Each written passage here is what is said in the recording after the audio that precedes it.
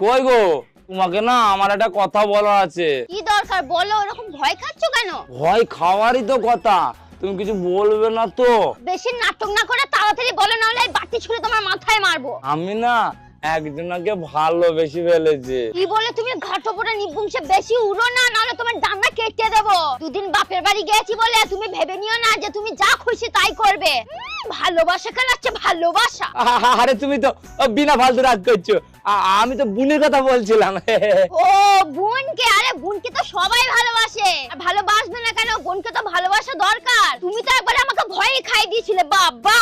আমি তো তোমার বোনের কথা বলছিলাম।